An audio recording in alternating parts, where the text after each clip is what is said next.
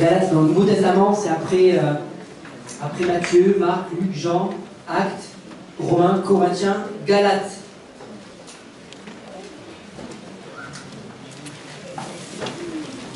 L'épître de Paul aux Galates. Alors, l'épître, c'est un mot qu'on n'utilise plus trop aujourd'hui, c'est tout simplement un mot qui veut dire lettre, hein, pour ceux qui ne sont pas au courant encore, qui n'ont pas fait le rapprochement. Donc, c'est la lettre que Paul a écrite aux Galates. Et si Paul avait vécu en 2014, on n'aurait pas la lettre de Paul aux Galates, on aurait sûrement le mail de Paul aux Galates, le texto de Paul aux Galates. D'accord? Donc, c'est un message qu'il envoie tout simplement aux Galates. Pour mettre un petit peu dans le contexte, l'église de Galates se trouve au nord de la Turquie actuelle. Vous voyez situé à peu près la Turquie, au nord, voilà, c'était l'église de Galates, elle s'est située dans cette région-là. Et Paul qui a reçu vraiment un appel missionnaire à évangéliser les non-juifs, va parcourir toute l'Asie mineure et la Rome de l'époque pour évangéliser, fonder des églises. Et c'est comme ça que sont nées différentes églises, l'église de Rome, l'église de Corinthe, l'église de Galate, et puis d'autres aussi. Puis il a eu pas mal de voyages missionnaires, au cours desquels il a aussi rencontré d'autres églises. Il ne les a pas toujours fondées, mais il les a aussi parfois rencontrées et encouragées. Et suite à son passage, parfois il y a eu des bons retours de ces églises-là, donc il écrit des lettres pour les encourager, puis parfois il y a eu des choses à corriger, à revoir, et au travers de ces lettres, il va pouvoir rectifier un petit peu ce qui ne va pas. Et c'est notamment le cas dans l'église de Galates, où après son passage, après l'œuvre qu'il a commencée dans cette église, il y a des chrétiens de Jérusalem qui vont venir dans cette église, des chrétiens juifs de Jérusalem, et qui vont venir voir les chrétiens de Galates et essayer de leur imposer la loi à nouveau. Et Paul va, au travers de cette lettre, rappeler les principes fondamentaux de l'évangile, et notamment que la loi n'est plus à mettre en pratique depuis que Jésus est venu. Et c'est vraiment quelque chose d'important. Et Paul va parler vraiment de cette liberté que nous avons en Jésus-Christ. Liberté que nous avons en Jésus-Christ. Galates chapitre 2, verset 15.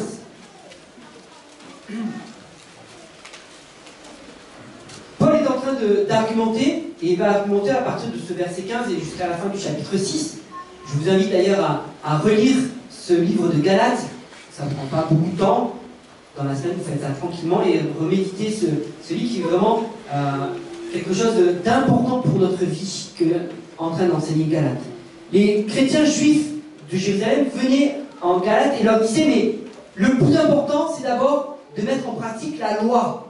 Et ensuite, vous pouvez croire en Jésus. C'est un petit peu ce qu'ils enseignaient. Ils disaient, voilà, vous devez mettre en pratique la loi et après, tu peux croire en Jésus. Et Paul va être là pour rectifier. Non. Ce n'est pas comme ça que ça fonctionne. Verset 15. Je fais une parenthèse, je lis dans la version Parole de vie. Et je précise parce que du coup, vous n'allez pas forcément avoir la même chose tout à fait dans votre Bible. Mais alors, soit vous pouvez juste écouter, ou vous pouvez suivre dans votre version aussi. Nous sommes des Juifs de naissance.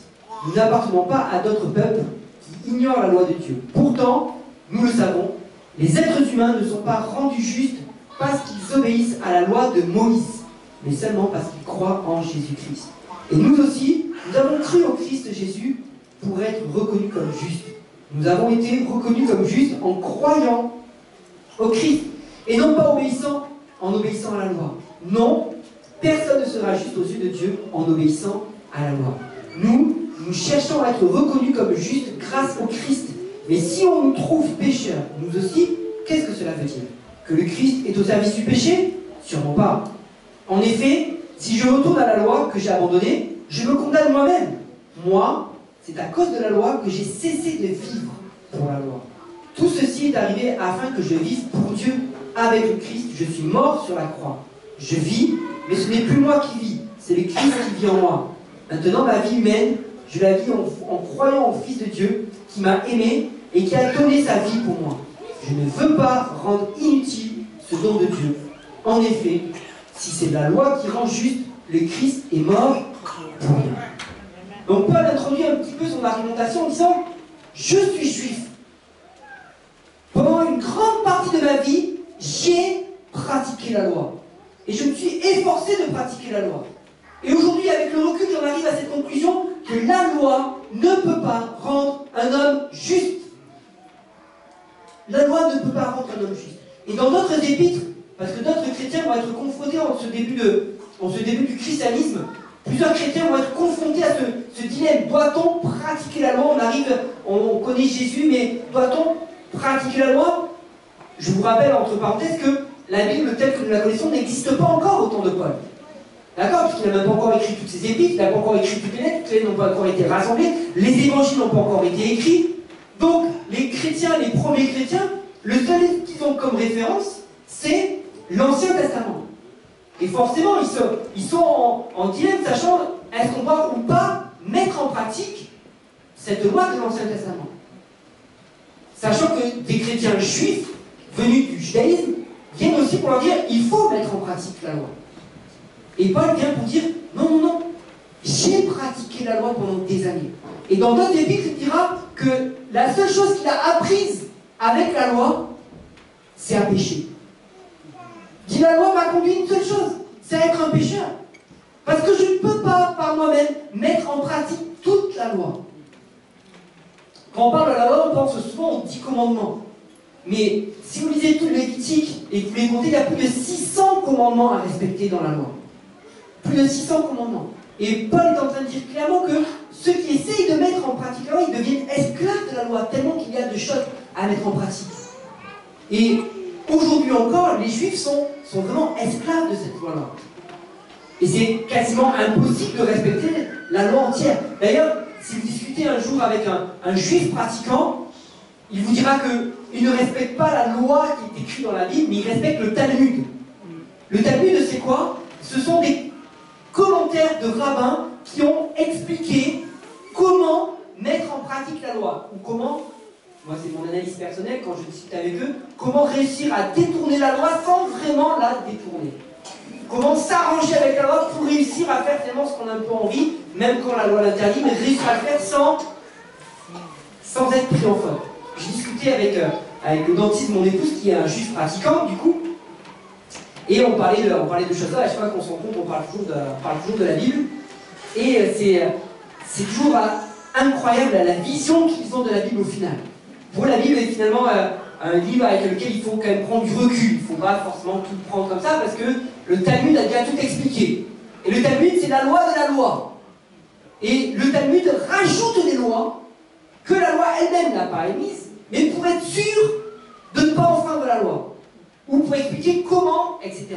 Par exemple, un exemple très connu, c'est dans la Bible, il y a marqué dans l'Ancien Testament, tu ne prononceras pas le nom de ton Dieu en vain. Mais pour être sûr de ne pas le prononcer en vain, il ne le prononce plus du tout. Plus jamais. C'est comme ça qu'on a trouvé dans plusieurs versions le mot El Shaddai du Seigneur qui vient remplacer le mot de Dieu. Du coup, le tétragramme Yahvé, Yahweh, on ne sait pas vraiment comment ça se prononce en réalité, parce que comme c'était une tradition orale, mais plus personne le prononce, on ne sait pas comment le prononcer aujourd'hui. Et même eux ne le savent plus parce qu'ils ont arrêté de le prononcer depuis des années. Et il nous expliquait aussi un autre détail, par exemple le jour du Shabbat, qui est un jour de repos, qu'il respecte bien sûr, la loi nous dit qu'un homme n'a pas le droit de parcourir plus d'un chemin de Shabbat. Un chemin de Shabbat, ça représente à peu près une distance d'1,2 km.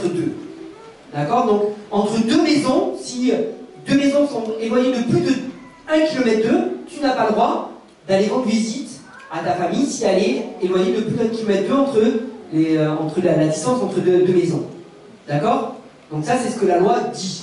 Tu peux pas. Et je lui disais, mais comment tu fais du coup si le jour du Shabbat, tu as vraiment besoin de dépasser ce 1,2 km. Imaginons qu'il y a une urgence, ta femme accouche, le jour du Shabbat, elle ne choisit pas. Hein. Comment tu fais? Pour la femme, ça c'est pas vraiment un problème. Tu appelles l'ambulance parce qu'il dit quand il y a un danger, quand il y a un problème, il n'y a plus la loi, etc. Bon, ça se comprend, il y a un danger, et tu appelles l'ambulance, et l'ambulance elle vient à l'hôpital. Mais toi, tu n'es pas en danger. Donc toi, tu ne prends pas l'ambulance. Donc soit tu suis l'ambulance à pied, J'ai dit, mais si l'hôpital est à 30 km, bah ouais, mais soit tu vas à pied. J'ai dit, mais si t'es en basse campagne, et que du coup l'hôpital, entre ta maison et l'hôpital, il n'y a pas de maison, t'as pas le droit d'y aller en principe à pied.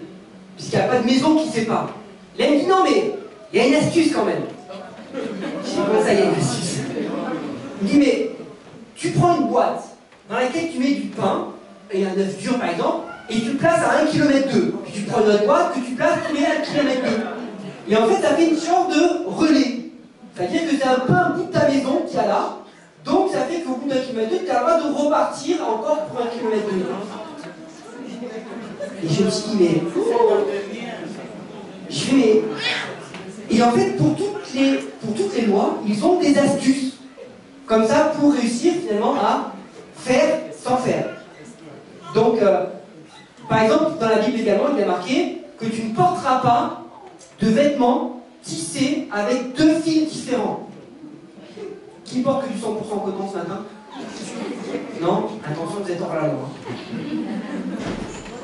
Donc si vous avez un 50% polyester et 50%, 25% amylose et je sais pas quoi, en principe, t'as pas le droit de porter. Mais là aussi, ils ont une astuce.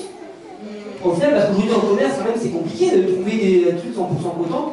Il n'y a pas tant que ça. Et ils ont un petit linge qu'ils portent à même le corps qui est 100% coton. Et après, ils peuvent mettre ce qu'ils veulent par-dessus. Bah, du coup, c'est le linge qui touche la peau qui compte. Et ce que tu mets par-dessus le linge, ça compte pas. Et en fait, voilà, c'est un petit peu comme ça toute leur vie. Et quand j'entends parler parfois mon dentiste, je me dis, mais c'est plus ils ont tellement pas compris la loi au final même. Ils n'ont tellement pas compris qui était Dieu et pourquoi Dieu a mis en place toutes ces choses-là.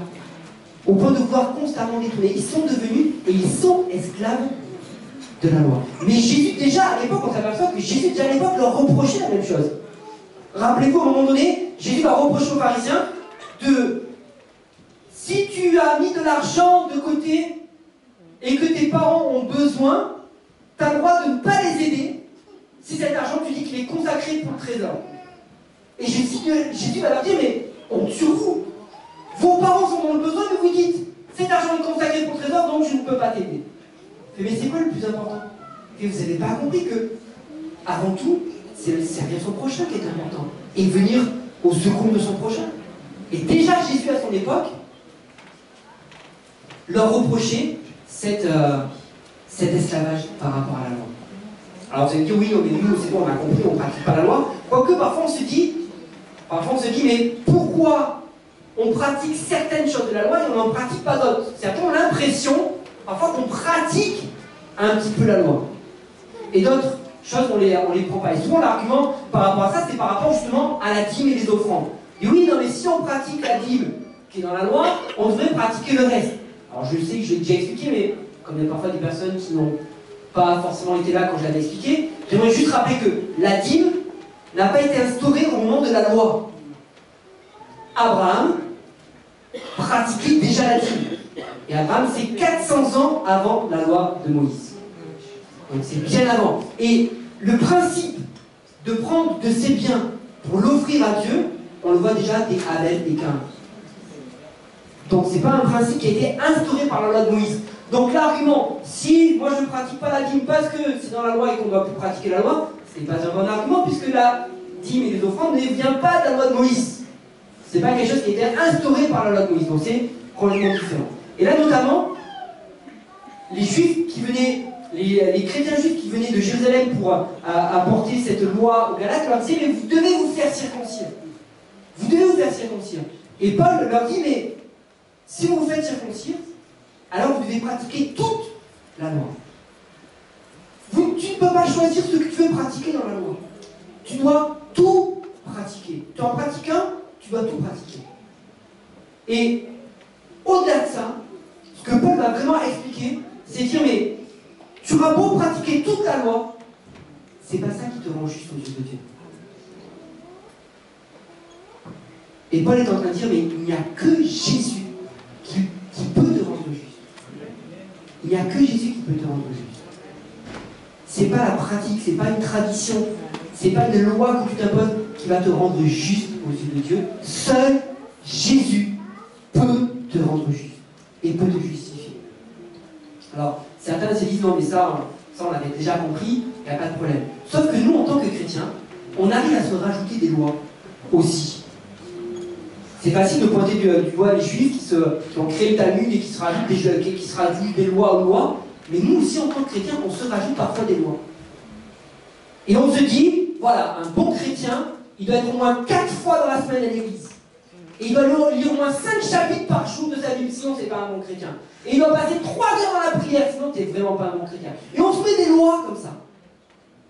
Et le problème de la loi, c'est qu'on peut devenir, comme les juifs, esclaves de cette loi-là. Et qu'est-ce qui se passe aussi quand tu enfreins la loi? Ben, tu culpabilises. Tu te sens mal. Et tu finis par dire, je suis pas un bon pécheur, je suis pas un bon chrétien, je suis un pécheur, justement. Je suis un bon pécheur. Je suis pas un bon chrétien, je suis un pécheur. Et parfois, c'est comme ça que tu te décourages. Et on arrive nous-mêmes à nous rajouter des lois que Dieu ne nous demande pas, à se rajouter des obligations qu'on ne trouve pas dans la Bible. Et on devient nous-mêmes esclaves de nos propres lois. Et Paul est en train de dire que rien de ce que nous pouvons faire ne peut nous justifier. Ce n'est pas parce que tu viens à l'église 4 fois par semaine que tu seras justifié. Ce n'est pas parce que tu passes la moitié de ta journée dans la prière que tu seras justifié. Ce n'est pas parce que tu arrives à lire la moitié de la Bible tous les mois que tu seras justifié. Tu peux faire tout ce que tu veux, rien ne peut te justifier. Tu peux servir et même arrêter ton travail, dire oui, je vais vivre par la foi et je vais maintenant travailler uniquement pour Dieu et aller évangéliser le monde entier. C'est pas ça qui va te justifier. Aucun service ne peut te justifier. Aucune bonne œuvre ne peut te justifier. Tu ne peux pas acheter ton salut. Tu seras justifié uniquement par la foi en Jésus-Christ. C'est ce qu'en train de dire Paul. Tu seras uniquement justifié par la foi. Alors, je ne suis pas en train de dire qu'il ne faut pas, que vous devez arrêter de lire votre Bible, vous devez arrêter de prier, vous devez arrêter de venir à l'église. Évidemment, pas du tout. Mais la Bible nous montre clairement que ce que Dieu regarde avant toute chose, c'est au cœur. C'est au cœur.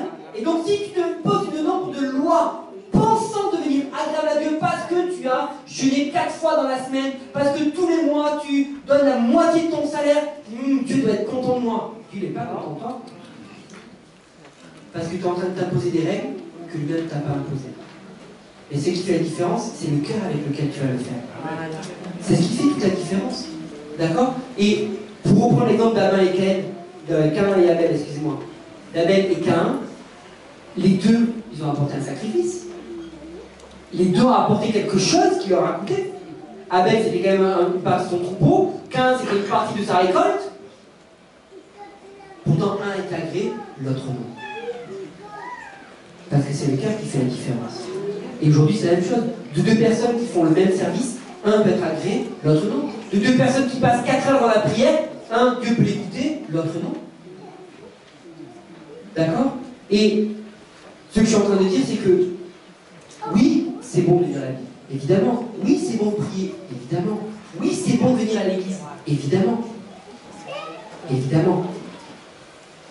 Mais le cœur avec lequel tu vas prier, le cœur avec lequel tu vas lire ta Bible, le cœur avec lequel tu vas venir à l'église, c'est ce qui va faire malgré tout la différence. Bah, si tu viens à l'église par obligation, parce que c'est dans la loi que tu t'es imposé, et que si tu viens pas à l'église, alors tu es un mauvais chrétien. Si tu lis ta Bible parce que c'est une obligation, que si tu n'as pas lu 2 chapitres dans la journée, alors tu es un mauvais chrétien. Tu comprends que là, il y a un problème. Là, il y a un problème. Mais je viens à l'église pour quelle raison? Parce que j'aime Dieu. Et parce qu'en venant à l'église, c'est un moment où je vais lui rendre honneur, je vais lui rendre gloire. Pourquoi je lis la Bible? Parce que j'aime Dieu. Et parce qu'en lisant la Bible, tu vas apprendre à mieux le connaître, à le découvrir. Il va me parler, il va m'enseigner. Ça va être un pain qui va nourrir mon âme. Pourquoi j'ai prié? Parce que j'aime Dieu. C'est parce que je veux passer du temps dans sa présence. Et donc, ce que je fais dans ma vie tous les jours, je ne le fais pas pour être justifié, je ne le fais pas pour être agréable à Dieu, mais je le fais parce que je suis poussé par l'amour que j'ai pour lui. Et c'est complètement différent. Et de deux chrétiens qui peuvent faire la même chose, la motivation n'étant pas la même, le résultat ne sera pas le même. Et l'approbation de Dieu ne sera pas la même non plus. Vous comprenez? Donc bien sûr, je suis en train de vous dire qu'il faut lire la Bible. Il ne faut pas la lire par obligation, parce que c'est une loi qui est imposée dans les 10 commandements du bon chrétien, mais parce que tu aimes, parce que tu as compris pourquoi tu vis la vie, parce que tu as compris quel intérêt tu avais à prier. Mais rappelle-toi que malgré tout, dans tout cela, c'est pas ce qui va te justifier. C'est pas ça qui te rendra juste aux yeux de Dieu. La seule chose qui peut te rendre juste aux yeux de Dieu, c'est Jésus. C'est Jésus-Christ. Amen. Je pense que beaucoup d'entre vous ici sont mariés, ou ont été mariés, en tout cas ils connaissent. Mais je ne pense pas que tu te dis chaque jour, allez, aujourd'hui il faut que je passe une demi-heure à parler avec ma femme. Il faut que je passe une demi-heure à parler avec mon mari. Et si tu ne le fais pas, ah là là, je suis un mauvais mari, je n'ai pas parlé une demi-heure avec lui aujourd'hui. Non. C'est pas une obligation de parler avec ton mari. Mais tu vas le faire parce que tu l'aimes et parce que tu aimes passer du temps avec lui. C'est pas une contrainte que de passer du temps dans sa présence. Mais c'est parce que tu l'aimes que tu vas passer du temps dans sa présence. Et Dieu attend cette relation d'amour avec lui. Et Dieu n'attend pas que nous fassions les choses comme des esclaves, comme une obligation, mais vraiment motivés et poussés par l'amour. Et Paul, à la fin de ce chapitre 2, dira, mais si en effet, on pouvait être justifié par de bonnes actions, on pouvait être justifié en lisant simplement la Bible, en disant, mais voilà, tu pries 4 heures par jour et tu seras justifié, ou tu lis 3 fois la Bible par jour et tu seras justifié, Paul est en train de dire, Jésus-Christ, il est mort pourquoi? Si on pouvait être justifié uniquement par des bonnes actions, Christ est mort pour quelle raison? Ça annulerait le sacrifice de Jésus. Ça annulerait le sacrifice de Jésus. Prenez avec moi le chapitre 4 de Galates.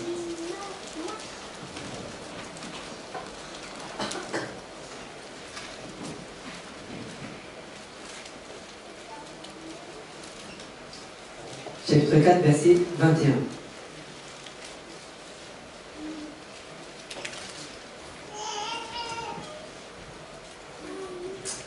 Dites-moi, vous qui voulez obéir à la loi, est-ce que vous n'entendez pas ce qu'elle dit?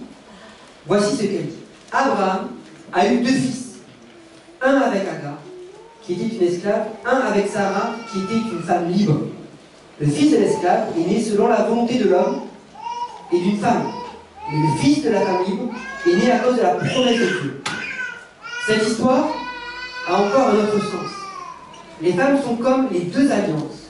La première alliance vient du mont Sinaï. Elle met au monde des enfants esclaves. C'est Agar. Et Agar, c'est le mont Sinaï en Arabie. Elle représente ainsi l'actuelle ville de Jérusalem, qui est esclave avec ses enfants. Mais la Jérusalem d'en haut est libre. Et c'est elle qui est notre mère. En effet, les livres saints disent, réjouis-toi, toi qui n'as pas d'enfant.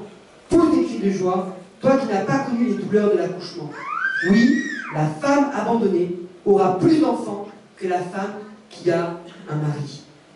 Et vous, frères et sœurs, comme Isaac, vous êtes des enfants nés selon la promesse de Dieu. Mais autrefois, le fils d'Abraham, né selon la volonté d'un homme et d'une femme, a fait souffrir le fils qui est né selon l'Esprit de Dieu. Et maintenant, c'est encore la même chose. Eh bien, que disent les livres saints? Chasse la femme esclave et son fils. Non, le fils de l'esclave ne doit pas être libre. Amen. Dis-le à ton voisin. Je suis enfant de la femme libre.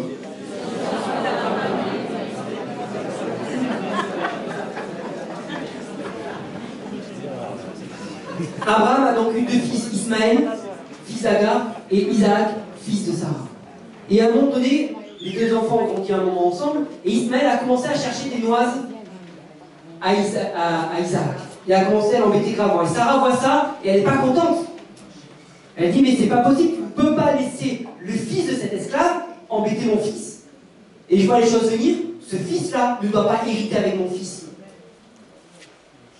Et clairement, Paul est en train de faire l'analogie entre la loi et la grâce. Et Paul est en train de dire, mais ceux qui sont esclaves de la loi ne peuvent pas hériter de la grâce. Parce que ce sont 2 choses complètement différentes. Celui qui est esclave ne peut pas hériter avec celui qui est libre. Ça, c'est la première chose qu'il est en train de dire au travers de ces 2 exemples. Et le deuxième chose qu'il est en train de dire, il est en train de dire, mais à un moment donné, le fils de l'esclave est venu chercher des problèmes au fils qui était libre. Et il est en train de dire, aujourd'hui, c'est encore la même chose. Il y en a qui sont esclaves et qui viennent chercher des problèmes à ceux qui sont libres. Parce qu'ils n'ont pas compris c'était quoi la liberté de Christ.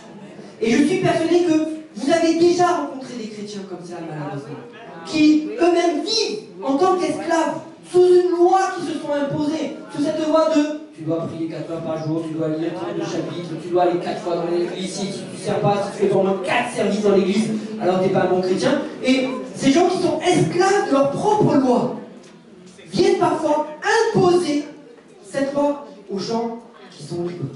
Vous avez peut-être rencontré des personnes comme ça qui ont essayé de vous mettre sous un joug, qui ont essayé de vous mettre en esclavage de leur propre loi que Dieu n'a pas demandé. Et Paul dit, renvoie le fils de l'esclave. Renvoie le fils de l'esclave. Paul est en train de dire, ne te laisse pas influencer et ne te laisse pas rendre esclave.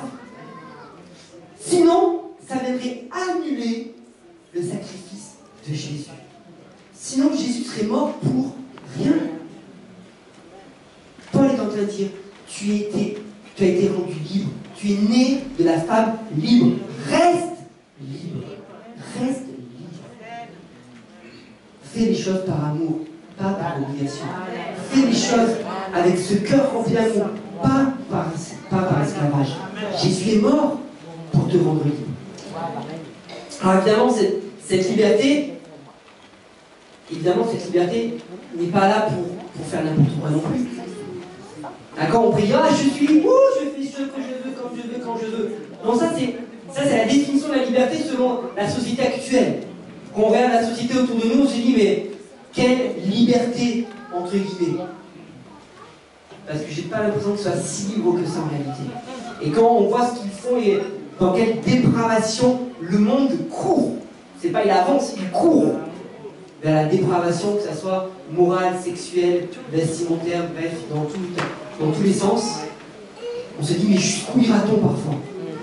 Quand on regarde ce qui se passe autour de nous, mais jusqu'où ira-t-on? Et le monde pense être libre. Justement, le monde pense pouvoir, voilà, je fais ce que je veux, je n'ai pas de contrainte, il n'y a plus de retenue, je n'ai aucune retenue, je suis libre. Mais Paul est en train de dire, ils ne sont pas libres. Ils sont esclaves de leurs mauvais désirs. Ils sont esclaves de leur mauvais penchant. Ils sont esclaves de leur chair. Ils ne font que répondre à leurs mauvais désirs. Ils ne sont pas libres. Et la véritable liberté, c'est justement de pouvoir dire non au péché. C'est ça la véritable liberté. De pouvoir dire non, je ne ferai pas ça. Non, je n'assoudirai pas ces mauvais désirs. Non, je n'assoudirai pas ces mauvais penchants. Ça, c'est être libre. Être libre de dire non. Ne pas être obligé de le faire. Être libre de dire non. Prenons Galates, continuons dans Galates chapitre 5. Justement, il va expliquer ceci. À partir du verset 13. Une lecture un peu plus longue. Galates chapitre 5 est très connu des chrétiens pour le verset 22. Galates 5, 22, le fruit de l'esprit. Mais c'est intéressant de voir justement dans quel contexte Paul parle du fruit de l'esprit. Pourquoi il en ajoute à parler au fruit de l'esprit, du fruit de l'esprit? Justement, lisons cela ensemble à partir du verset 13. Vous, frères et sœurs, vous avez été appelés à la liberté, mais cette liberté ne doit pas être une excuse pour vos désirs mauvais. D'accord? Donc c'est vrai, de tout à l'heure je parle de la liberté, c'est ce que je disais à l'instant, ce n'est pas une liberté pour faire n'importe quoi. Au contraire, mettez-vous au service les uns des autres avec amour. Toute la loi de Moïse est contenue dans un seul commandement, tu dois aimer ton prochain comme toi-même. Mais si vous vous mordez et si vous vous blessez les uns les autres, attention, vous allez vous détruire. C'est pourquoi je dis, laissez l'Esprit Saint conduire votre vie. Excusez-moi. Ainsi, vous ne suivrez pas vos désirs mauvais. Ces désirs mauvais luttent contre l'Esprit Saint. L'Esprit Saint lutte contre ces désirs. Entre eux, c'est la guerre. Et le résultat, c'est que vous n'arrivez pas à faire ce que vous voulez. Et si l'Esprit Saint vous conduit, vous ne dépendez plus de la loi. Ce que les désirs mauvais produisent, on le voit bien. Ils mènent une vie immorale et mauvaise. Ils se conduisent n'importe comment. Ils adorent les faux dieux. Ils pratiquent la sorcellerie. Ils détestent les autres. Ils se disputent. Ils sont jaloux. Ils se mettent en colère. Ils cherchent à passer devant tout le monde. Ils se divisent en partis et en groupes opposés. Ils veulent ce que les autres possèdent. Ils boivent trop. Ils mangent trop. Ils font encore bien d'autres choses semblables. je vous avertis, et je l'ai déjà dit, ceux qui font ces choses-là n'auront pas de place dans le royaume de Dieu. Quand j'ai lu ça, je me suis dit, mais est-ce que Paul aurait vécu en 2014? C'est incroyable, j'ai l'impression qu'il décrit mes collègues. Pas tous.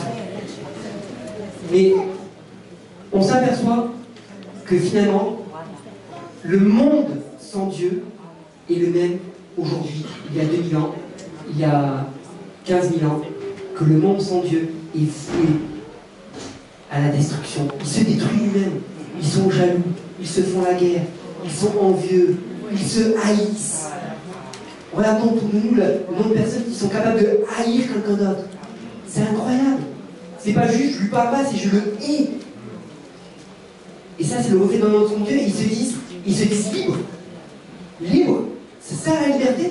D'haïr l'autre, de ne pas être capable de pardonner, de ne pas être capable de souffrir un peu d'injustice, comme va le dire Paul aux Corinthiens, mais souffrir un petit peu d'injustice. Ils ne sont pas capables. Et finalement, Salomon avait bien raison quand dans l'Ecclésiaste il dit il n'y a rien de nouveau sous le soleil. Quand je lis ce passage, je me dis mais c'est dingue, on parle de. C'est Paul qui parle de ses compatriotes il y a 2000 ans en arrière. Et aujourd'hui, les hommes, c'est les mêmes. Et les problèmes, ce sont les mêmes. On a toujours ces problèmes de ils mangent trop, ils boivent trop, ils sont coléreux, ils envient ce que les autres ont. Et je pense qu'ici, tout le monde pourrait parler de ce qu'ils vivent dans leur travail. Je pense qu'il n'y a pas un travail où tout le monde s'entend à merveille dans son service. Il n'y a pas aucune dispute, rien. Tout va bien. Il y a toujours des clans. Toujours des gens qui ne parlent pas d'autres. Et puis quand ils arrivent dans la salle de repos, les autres quittent la salle de repos. Et puis avec le patron, puis avec le chef, puis le responsable. Et si par malheur, c'est vous qui obtenez la promotion, ça y est, plus personne ne vous parle. Waouh! Ça, c'est la liberté. Ouh, ça donne envie. Mais Paul va justement enchaîner avec le verset 22 en disant au contraire, voici ce que l'Esprit Saint produit: amour, joie, paix, patience, bonté, service, confiance dans les autres, douceur, maîtrise de soi. La loi n'est sûrement pas contre ces choses-là. Ceux qui appartiennent au Christ Jésus ont cloué sur la croix les désirs mauvais qui les entraînaient. Puisque l'Esprit Saint nous fait vivre, laissons-nous conduire par cet Esprit. C'est l'opposé, complètement l'opposé. Et ça, c'est la liberté que Christ nous donne, de pouvoir exercer l'amour, la joie, la patience, le service. Et je reviens juste un petit peu sur le verset, le verset 13, avec lequel nous avons commencé ce chapitre 5. Vous, frères et sœurs, vous avez été appelés à la liberté, mais cette liberté ne doit pas être une excuse pour vos désirs mauvais. À quoi doit servir cette liberté? Il nous donne la clé juste après. Au contraire, mettez-vous au service les uns des autres avec amour. Pourquoi Jésus nous rend libres? Jésus nous rend libres pour que nous soyons au service des uns des autres. Ça, c'est la véritable liberté. Quand je regarde autour de moi, les gens sont fixés sur leur nombril. Ils sont pas au service des uns des autres. Ils sont là pour servir eux-mêmes. Et justement, pourquoi? Parce qu'ils sont esclaves de leurs propres désirs, esclaves de leurs propres passions, esclaves de leurs propres mauvais penchants. Et du coup, ils ne peuvent que regarder eux-mêmes et servir eux-mêmes, se servir eux-mêmes. Et ils ne vont pas être au service des autres, mais ils vont plutôt se servir des autres pour pouvoir assouvir leurs propres désirs, leurs propres passions. Et si les autres ont un obstacle pour se servir, alors dans ce cas, on élimine l'obstacle. Et Paul dit, cette liberté que vous avez en Jésus, ce n'est pas pour vous servir vous-même, c'est pour être au service des autres. Et une fois de plus, c'est aller à contre-courant de ce que propose la société actuelle. On va à contre-courant. Mais en tant que chrétiens, c'est ce que nous sommes. Nous allons à contre-courant en permanence. Et nous devons tenir ferme. La société évolue, le monde change, Dieu ne change pas. Le monde croit sa paix, mais Dieu ne change pas. Et les principes de Dieu restent les mêmes en 2014, en 2020, en 2050, si on en parlera. Les principes de Dieu resteront toujours les mêmes. Et la liberté que Dieu nous donne doit être motivée par cet amour, doit nous faire accéder à l'amour, et cet amour doit nous pousser à servir notre prochain. Amen. Amen. Donc Paul, pour résumer un petit peu, mais je vous invite vraiment, je l'ai déjà dit tout à l'heure, je vous invite vraiment à relire tous ces chapitres-là, parce qu'au verset 6, il va encore développer et conclure sur cette thématique-là. Donc Paul insiste en disant, attention, Rien de ce que tu peux faire ne peut te rendre juste aux yeux de Dieu. Aucune loi que tu pourras t'imposer ne pourra te rendre juste. Aucun service, et là je développe un petit peu, mais aucun service, aucun temps passé ne peut te rendre juste. Tu peux lire la Bible 15 fois dans l'année, c'est pas ça qui va te rendre juste. Il n'y a que Jésus et Jésus seul qui peut te rendre juste. Et cette justification par Jésus nous amène à être libres de toute loi. Nous rend libres de toute loi. Mais cette liberté doit être motivée par l'amour. Parce que motivé par l'amour, alors oui, je vais passer du temps à lire ma Bible, oui, je vais passer du temps à prier, oui, je vais passer du temps pour servir. Mais ça sera motivé par l'amour. Et cette liberté doit également m'amener à me mettre au service des autres. Puisque je dois aimer mon prochain comme moi-même, je dois aimer Dieu, je dois aimer mon prochain, donc je dois être au service de Dieu, au service de mon prochain. Être libre, finalement, c'est être responsable des autres. C'est ça la véritable liberté selon la parole de Dieu, selon Dieu. Dieu nous rend libres pour que nous soyons responsables des autres et pas seulement centrés sur nous-mêmes. Amen. Ça va? Je vous invite à vous lever, on va terminer en priant simplement.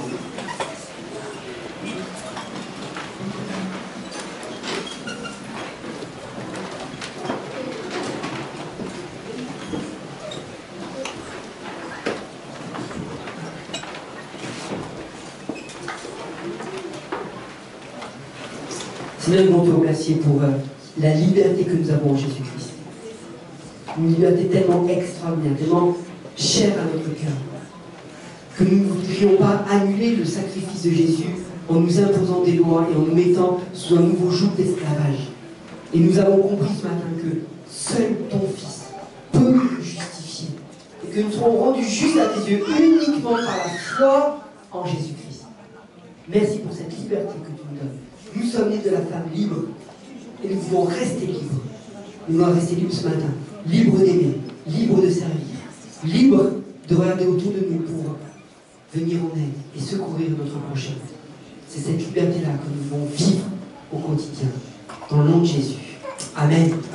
Amen. Soyez des hommes et des femmes libres, que Dieu nous bénisse et vous accompagne.